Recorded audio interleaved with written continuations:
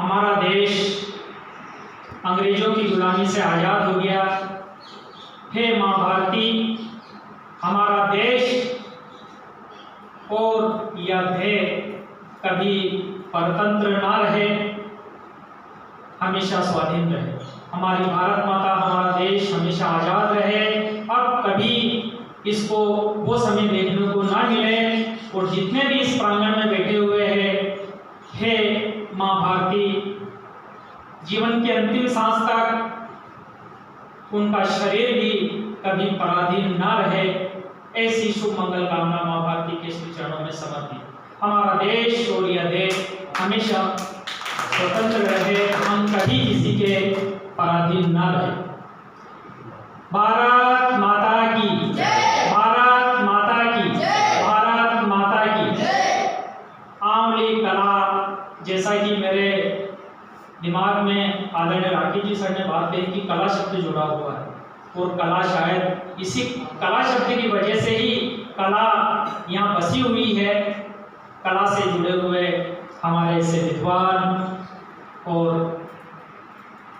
सुंदर स्वभाव के, मैं जब कभी अकेलापन महसूस करता हूँ तो आप श्री के पास आता हूँ और कुछ लाइनें पंक्तियाँ सुनता हूँ, कुछ बात सुनता हूँ और फिर वापस भाव जागृत हो जाते हैं। जैसे आज माँ शारदे की वंदना शुरुआत होते ही हमारे कवियों के भाव सुनते ही मन में भाव आ जाते हैं, ये बात सुनानी, ये बात भी बता दें, ये भाव, तो ये भाव बनते हैं और बनने के बाद फिर जैसे वो बीज का अंकुर फूटता है, ऐसे अंकुर शुरू होने लग जाते हैं। तो हम हमारे इस परिक्षेत्र में इस तरह के विभूतियों को सुनेंगे तो नई प्रतिभाएं उठ करके आएगी और एक जो माहौल हमने नहीं सोचा था वो ऐसा नया माहौल बनेगा। इन्हीं शुभकामनाओं के साथ आदरणीय राकेश जी शर्मा साहब पधारे और आज़ादी के अमृत महोत्सव पर अपनी भावांजलि माँ भारती के चरणों में समर्पित करें। आदरणीय राकेश जी सर, खड़ा हूँ आपके सानिध्य में, क्योंकि संयोजक बड़े होते हैं किसी कार्यक्रम का जो बिड़ा हाथ में लेते हैं। तो आज़ादी के इस अमृत महोत्सव पे सभी को बहुत बहुत शुभकामनाएं, सभी का बहुत बहुत अभिनंदन। हमारे ग्राम पंचायत के माननीय सरपंच साहब, ज़्यादा समय नहीं लूँगा क्योंकि समय को देखते हुए भी सिर्फ एक थोड़ी सी मेरी बात को मैं संक्षिप्त में रखूँगा। तीनों जो हस्तियाँ यहाँ पे विराजमान हैं, भेरूलाल जी नखराला वास्तव में नखराले हैं और मैं चाहता हूँ कि ये हर साहित्य में जहाँ से कोई भी इनको साहित्य में संशोधन जरूर करते हैं और इनका संशोधन, इनकी फेसबुक, व्हाट्सएप, इनमें जो इनकी चीज़ें आती है, ये पाक शास्त्र के बहुत बड़े कलाकार हैं। कला जो 16 कलाएँ होती है, 16 कला से कृष्ण ने जन्म लिया था, तो ये उनके अंश इनमें विद्यमान है। और वैसे पुरुष को तो देख लेना चाहिए, लेकिन जब महिलाएं देख लेती है और वो कहती है कि भेरूलाल जी नखराला ये चीज़ बना रहे हैं, तो आप क्यों नहीं बना सकते? तो कभी कभी घर पे लड़ाइयाँ भी हो जाती है। तो इनके कॉमेंट भी आते थे, फेसबुक पे पढ़ता हूँ मैं कॉमेंट, बहुत अच्छी चीज़, कभी जलेबी बना रहे, कभी पानी बतासे बना रहे, कभी क्या मलाई मंत्री, कभी घाटी रामी। तो बहुत ही एक उत्कृष्ट जो हस्ती हमारे जिले की, इस झालावाड़ जिले को नई ऊंचाइयों प्रदान कर रहे हैं। तो एक बार जोरदार तालियां भेरूलाल जी नखराला कि आज समझ जाए। और हमारे जो भेरू चौहान है, ये एक ऐसी हस्ती है, मैं कह रहा हूँ कि झालावाड़ जिले से जो जितने बड़े मंचों के ऊपर, बड़े कवि सम्मेलन के ऊपर यदि किसी ने शिरकत की है तो भेरू चौहान है। बहुत जोरदार तालियां भेरू चौहान के लिए। हमारे झालावाड़ जिले के नाम भारत देश के अंदर नई ऊंचाइयां प्रदान की है। और जैसा कि मेरे कहने की आवश्यकता नहीं, आपने सुना जब भेरू चौहान बोलता है तो क्षमा बन जाती है। हजारों लोग, अपन तो यहाँ तो क्या कि कुछ एक श्रोता है, परिवार बैठा है अपना, लेकिन जब हजारों की भीड़ रहती है तो वहाँ पे भेरू चौहान जिंदाबाद के नारे लगते हैं। जब इसकी माँ सरस्वती गले में विराजमान होगी, जब शब्द विस्तृत होते हैं प्रकृति के अंदर, तो एक क्षमा बन जाती है। तो भेरू चौहान का भी बहुत बहुत अभिनंदन के समय दिया आज आंवली कला के लिए। और जैसा बालचंद्र जी ने कहा कि आंवली कला के पीछे कला लग रही, तो ये कला के हम पुजारी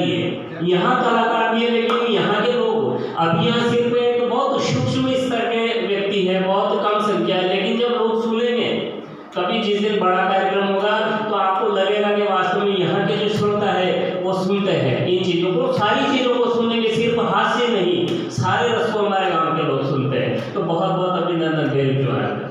हमारे जो जितेंद्र जी है, आज पहली बार मैंने सुना आपको, और बहुत अच्छा लिखते हैं और बहुत अच्छा गाते हैं। आपकी जो लय है, लय की जो पकड़ है, संगीतबद्ध है, बहुत सुंदर है। और जब मैं बिस्तुनिया था 3 वर्ष वहाँ रहा, तो आपके नैन सिंह जी थे, अब तो शायद नहीं है, वो प्रधान थे उस वक्त। तो मैंने एक सांस्कृतिक कार्यक्रम करवाया था, उसमें उनको मुख्य अतिथि में आमंत्रित किया था।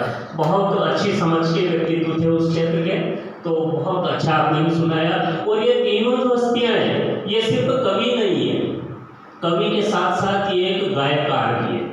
हारमोनियम पे, तबले पे, इसमें जो संगत गीतों की, ये माता जी के भजन शालिनी इनका प्रहलाद जी नगरा का, भेरू चौहान जब राधा देवी में कवि सम्मेलन था, उसके बाद में सवेरा का हुआ पता ही नहीं चला। 7-8 मेरे पास अभी भी रिकॉर्डिंग पड़ी हो। अच्छा, राधा देवी, हाँ, पाव गिरा राती तलाई वहाँ का कवि सम्मेलन सफल होता है ना सर, क्योंकि वहाँ की मंडली में आप जैसे लोग हैं, और जहाँ पवित्रता होती है वहाँ सफलता। आनंद वर्षा के सवेरा कवि सम्मेलन के बाद जब बैठ गए तो 6-7 बजे उठे, पता ही नहीं चला। और शायद वो रिकॉर्डिंग बालचंद जी आपने सुनी भी होगी राती तलाई की। और कवि सम्मेलन में भी आपने क्या कि रस बरसा दिया, लोग बैठे रहे अंतिम पड़ाव तक वहाँ पे। ऐसी हस्तियाँ तो बिल्कुल बहुत बहुत आपका अभिनंदन है। और अब ज़्यादा समय नहीं लूँगा। अब शुरू में जो भेरू चौहान ने बहुत अच्छी बात कही, मंच के माध्यम से गांव और शहर की व्यथा बताई है कि गांव के अंदर प्रेम होता है। तो ये जितनी भी प्रेम है, संवेदनशीलता है, दया, करुणा, ये जो रस है ना, ये गांव के अंदर विद्यमान है, लेकिन धीरे धीरे गांव से लुप्त होते जा रहे हैं। तो उसी के ऊपर मैंने कुछ 2-4 पंक्तियां लिखी है, वो प्रस्तुत करके मैं मेरा स्थान ग्रहण करूं।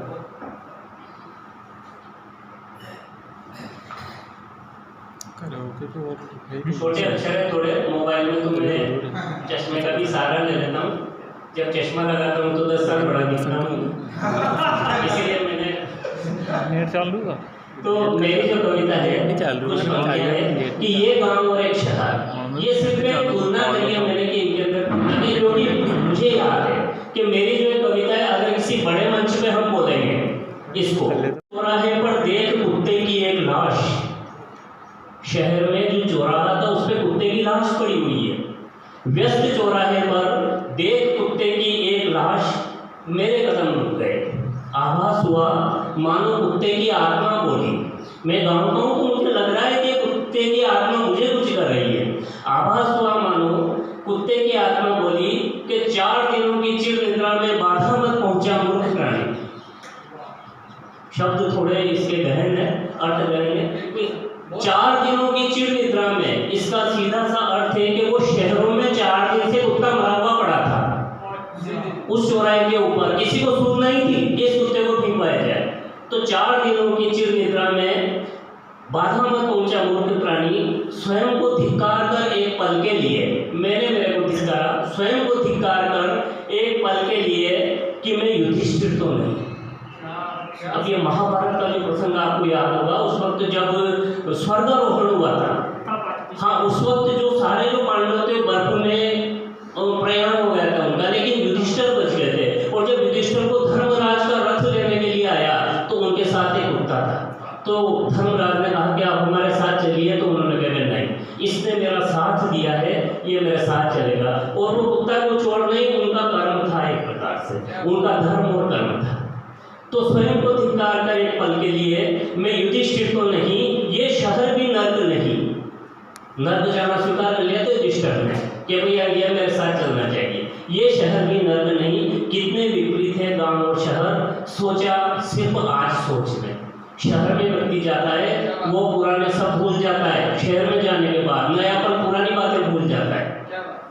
सोचा सिर्फ आज सोच लें, कल के कदम भारत को आगे बढ़ाएंगे। व्यक्ति सोचता है कि मैं शहर में रहना मैंने शुरू कर दिया तो मैं भारत को आगे बढ़ा रहा हूँ, कल के कदम भारत को आगे बढ़ाएंगे। माना कि पृथ्वी गोल है किंतु पाताल की ओर भी आकाश है, हम जहाँ से चलेंगे वहीं पे वापस आ जाएंगे, ये जीवन का सिद्धांत होता है। और साइंस की जब सेमिनार अपने व्याख्यान वाला मठ में हुई थी, मैं एक बात बताना भूल गया कि व्यक्ति आज जो हम इस जगह बोल रहे हैं, ब्रह्मांड का एक सिद्धांत है, आइंस्टीन ने जो खोज करी थी उसके अंदर कि आज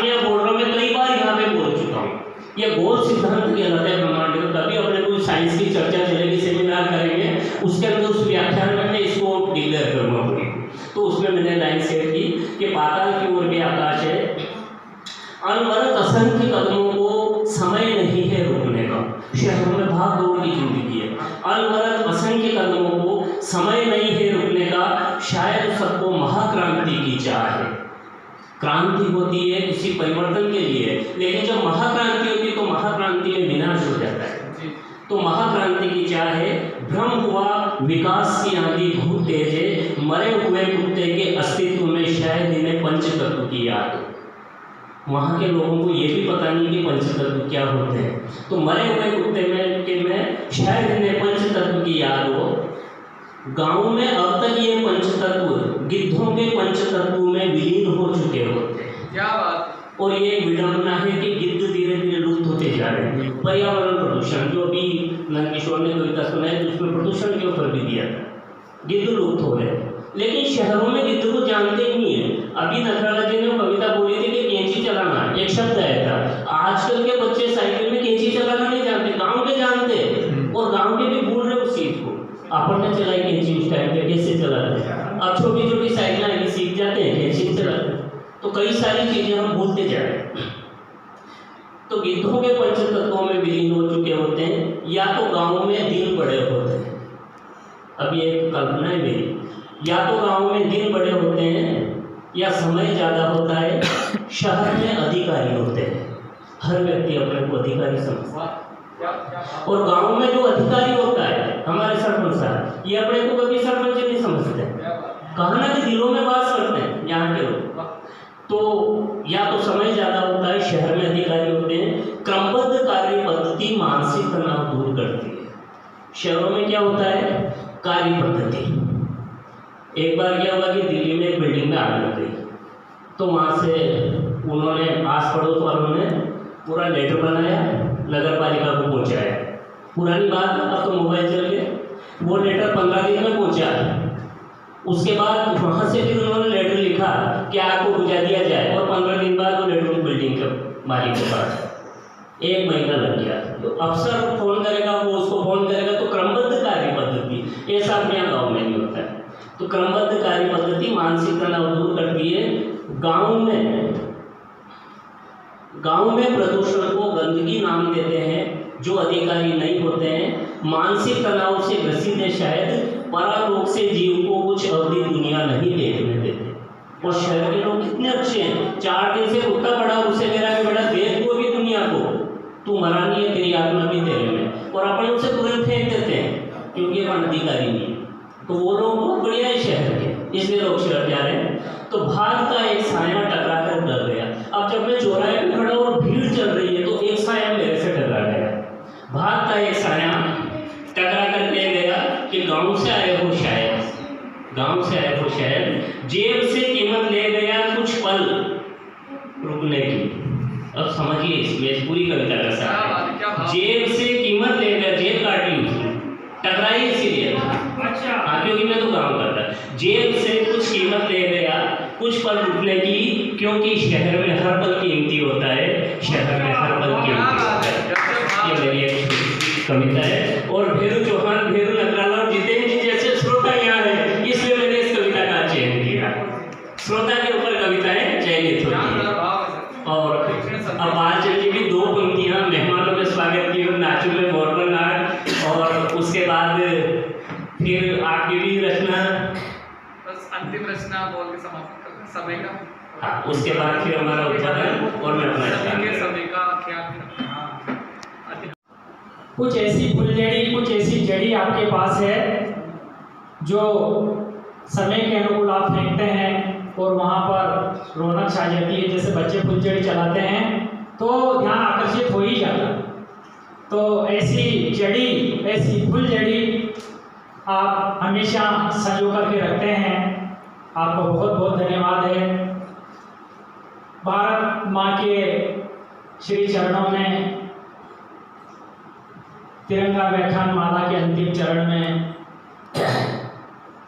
2 पंक्तियां हमारे अतिथियों और सबके स्वागत के लिए अंतिम पड़ाव में ही सही, और 2 लाइन भारत माता के श्री चरणों में। दुनिया में भारत माँ की है सबसे प्यारी मूरत, दुनिया दुनिया में भारत माँ की है सबसे प्यारी मूरत। भगवान नजर आता है जब देखें तेरी सूरत। भगवान नजर आता है जब देखें तेरी सूरत। भारत माता की, भारत माता की, भारत माता की।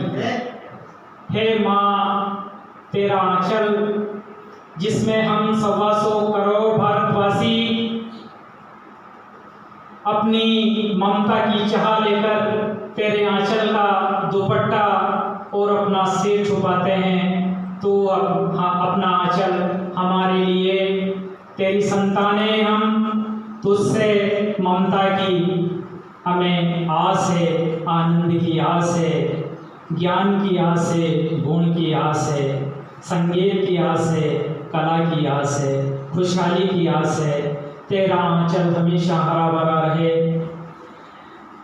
तेरे आंचल का एक पल्लू क्या, उस पल्लू का एक कण भी दुश्मन छू तो क्या देख भी ना पाए। ऐसे भाव हमारे और तेरे आंचल की रक्षा के लिए देश की सरहद पर अपनी जान को अपनी हथेली में लेकर के जो वीर शहीद खड़े हैं, हम आज़ादी के अमृत महोत्सव की पूर्व संध्या पर ग्राम पंचायत आंवली कला के सभागार से देश की बॉर्डर पर खड़े उन वीर शहीदों के लिए मां भारती के चरणों में एक प्रार्थना समर्पित करते हैं।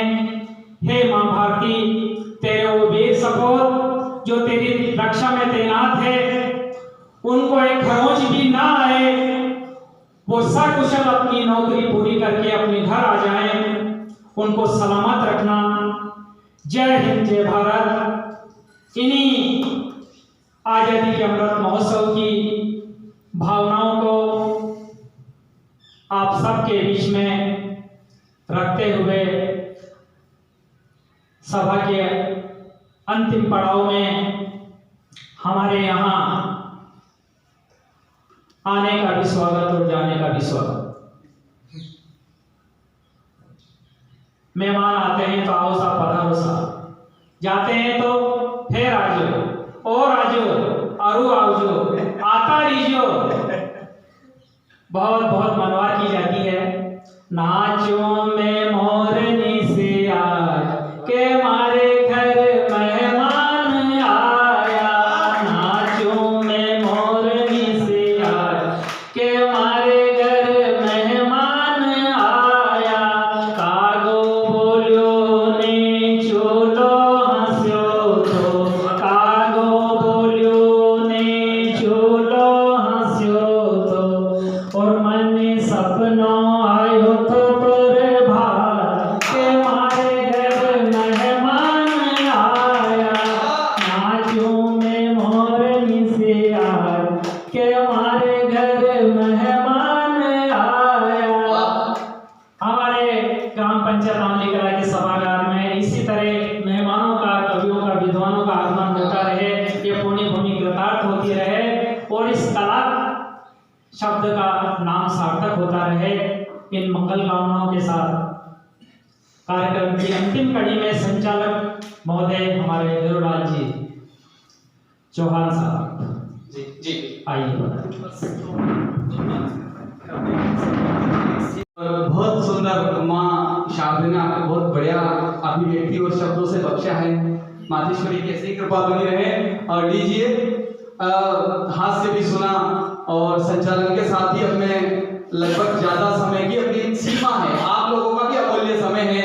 सरपंच साहब बैठे हुए हैं, कई देर से भाई साहब बैठे हुए हैं, सर बैठे हुए हैं, तो अपनी सीमा को आज का जो कार्यक्रम है उसके उपलक्ष्य में ही एक दो कविताएं रख करके मैं अपने शब्दों को विराम दूंगा, सरपंच साहब की ओर बढ़ूंगा। मेरा आंवली की मंगल माटी से यही आह्वान है भारतवर्ष को कि क्या हो और क्या होना चाहिए कि संकट में धीर बने, भी वजह से वीर बने, खान पान अपना भी शुद्ध होना चाहिए। स्वतंत्र भारत को यही संदेश में सरपंच साहब के माध्यम से, राकेश जी शर्मा के माध्यम से, जगदीश जी भाई साहब के माध्यम से, आप सभी के, मेहरा जी सर के माध्यम से, आप सभी के माध्यम से मैं आंवली माटी, आंवली की मंगल माटी के माध्यम से जिसके उपलक्ष्य में आपने कार्यक्रम करवाया है, आभार स्वरूप, समापन स्वरूप ये प्रतिनिधि रचना रख करके अपने शब्दों को विराम दूंगा कि स्वतंत्र भारत को कैसे बढ़ना चाहिए कि संकट में धीर बने भीम जैसे वीर बने, खान पान अपना भी शुद्ध होना चाहिए। संकट में धीर बने भीम जैसे वीर बने, खान पान अपना भी शुद्ध होना चाहिए। वासना से बचे रहे, साधना में लगे रहे, विचारों में हमें सदा बुद्ध होना चाहिए कि संकट में धीर बने भीम जैसे वीर बने, खान पान अपना भी शुद्ध होना चाहिए। वासना से बचे रहे, साधना में लगे रहे, विचारों में हमें सदा बुद्ध होना चाहिए और मानवों का मान करे, कर्तव्य पे ध्यान धरे। स्वतंत्र भारत में क्या करें? मानवों का मान करे, कर्तव्य पे ध्यान धरे। बार बार नहीं, हमें क्रुद्ध होना चाहिए और सत्य को ही ईश मान, बाकी सब व्यर्थ जान। राग द्वेष भावना से युद्ध होना चाहिए, राग द्वेष भावना से युद्ध होना चाहिए। हमारे युद्ध हमारी गलत आदतों से हो, हमारा युद्ध हमारे लड़ाई की भावनाओं से हो, न कि किसी मनुष्य से हमारा युद्ध हो। ये आंवली की मंगल माटी के माध्यम से छोटा सा संदेश, बच्चा बैठा हुआ है यहाँ पर, एक और निवेदन आप सभी के सिर चरणों में कर देना चाहता हूँ कि भारत की आन बान शान पर मिटे उन, भारत की आन बान शान पर मिटे उन, सिंह गुरुदेव का वो जोश याद कीजिए कि भारत की आन बान शान पर मिटे उन, सिंह गुरुदेव का वो जोश याद कीजिए। और ममता से बड़ा त्याग, ममता से बड़ा त्याग रहा सदा जिंदाबाद उनकी मां, ममता से बड़ा त्याग रहा सदा जिंदाबाद। जरा उन तीनों मां की को याद कीजिए और मौत खड़ी सामने थी, चरण न डिग पाए, मौत खड़ी सामने थी, चरण न डिग पाए। जय हिंद वाला महाघोष याद कीजिए और मातृभूमि रक्षा हेतु फंदे से भी झूल गए हिंद सरदारों का वो ओज याद कीजिए, हिंद सरदारों का वो ओज याद कीजिए। और फूलों का पराग नहीं, कामिनी का काम नहीं, क्या लिखता है कवि?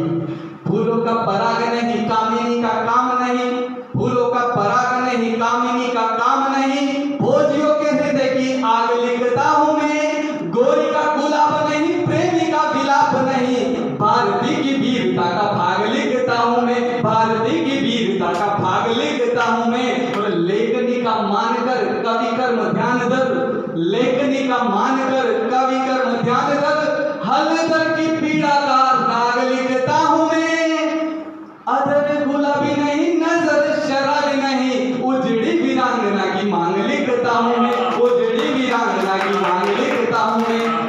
सभी आंवली के महानुभाव सज्जन, आपका बहुत बहुत आभार, अभिनंदन। आप सभी ने हमें यहाँ पर इतना मान सम्मान दिया। आप सभी से मैं इतना सा ही अनुरोध करूं कि हम कल यहाँ रहे न रहे, लेकिन यहाँ एक ऐतिहासिक राष्ट्रीय कवि सम्मेलन हो, जहाँ से हंसी की फुहारें फूटे, जहाँ से जय हिंद के नारे निकले, जहाँ से माँ भारती की वंदना निकले। और इसी के साथ लंबे समय से हमारे बीच में आदरणीय सरपंच साहब बने हुए हैं, मैं उनसे निवेदन करता हूं कि आज के कार्यक्रम के समापन में अपने अमूल्य शब्दों से आज के कार्यक्रम का जो है आभार व्यक्त करें। आदरणीय सरपंच साहब।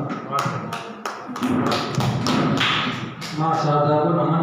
हमारे आदरणीय कवियों का मैं हार्दिक अभिनंदन करता हूँ ग्राम पंचायत की तरफ से।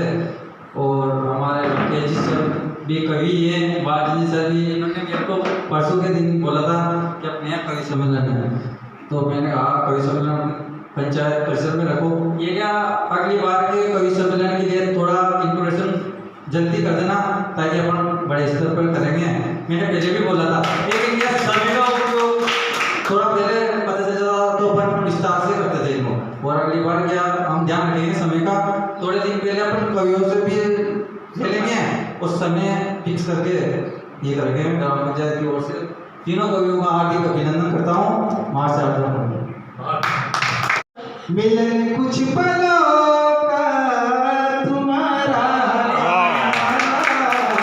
मिलन कुछ पलों का तुम्हारा हमारा, मिलन कुछ पलों का तुम्हारा हमारा, रही जिंदगी तो मिलेंगे दोबारा।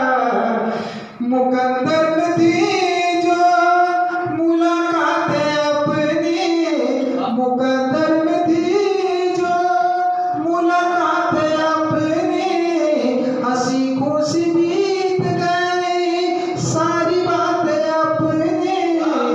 गम के